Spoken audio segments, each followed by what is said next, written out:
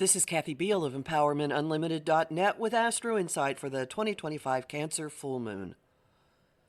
The full moon takes place on January 13th, 2025 at 2:26 p.m. Pacific Time, 5:26 p.m. Eastern Time, 10:26 p.m. Greenwich Mean Time, at 24 degrees Cancer, 0 minutes, 24 degrees Capricorn, 0 minutes. This year's first full moon is a release point for the emotions that have been welling within us. If you've been working up to a good cry, or maybe to a carb binge, the time is now. Upset is not a given, though. You may come through these high seas feeling inspired and free. And that's probably how you'll emerge, even if the feels do overtake you. The moon is in her home sign, Cancer, and all things connected to home pervade this event. Our physical abode, our families and tribe, our homeland and traditions, issues of caretaking and nurturing, which of course include food.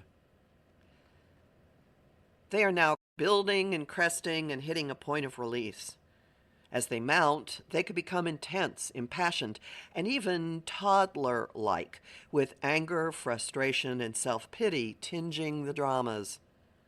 And many of them have been building and festering for some time. Retrograde Mars, newly returned to Cancer, is close by the moon. He's backtracking through territory he visited from late October through early November, but what he's triggering could be from any point in time. After all, family and childhood dramas have deep roots. His presence is stirring slights and grievances that some people have been stockpiling and fueling. Perhaps this includes you?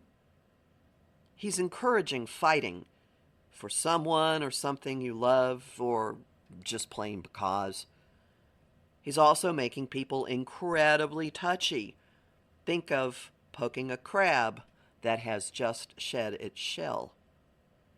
As a result, some people will be taking a lot of the dramas extremely personally, even without basis, as well as venting with little visible provocation. Part of the reason is Mars's prodding, and part is the open door to surprises from the moon's sextile to disruptive quick change agent Uranus. Uranus adds to the probability of irritants, but he offers some upsides, too. A sudden jolt could be what's needed to release stored emotions. It could also throw in unexpected developments that are equal parts liberating and awakening, simultaneously freeing us and forcing a different perspective. Look for the lightning, and you may glimpse something that eases your emotions and helps you sail on through.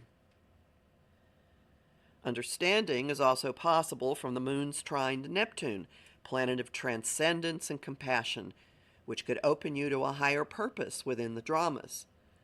The trine may deliver a pleasant anesthesia or encourage taking solace in escapism, whether that's binge watching or a more tangible consumable. You could have creativity flowing through you that bypasses logical thought. Or a development could come out of nowhere that feels heaven sent. Of course, that aspect's unbroken flow is also an open channel for illusion, deceit, and cosmic fog. Some of those emotions can involve fantastical or unrealistic thinking. You might discover through a Uranian thunderbolt that you've been fooling yourself.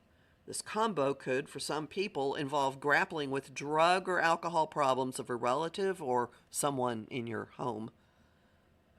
This moon has an especially long rollout due to the presence of retrograde Mars.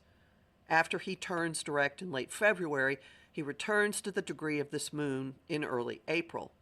However the emotional dramas show up for you, know that there's more to their playing out. I'm Kathy Beal, a professional astrologer with more than 35 years' experience. Visit my site, EmpowermentUnlimited.net, to listen to my weekly podcasts, sign up for my newsletter, and book a session with me. I have lots of bonus content at patreon.com/Kathy Beal, and I'm really grateful to the people who support my work there. I host the show Celestial Compass on Om Times Radio and TV on the first and third Monday of the month at 5 p.m. Eastern. I also host lively conversation on Facebook, on the page Empowerment Unlimited, and in the group The Astro Insight Lounge. I post on Blue Sky, Instagram, and Threads at KA Beal, and on YouTube at the Professional Aquarian Channel.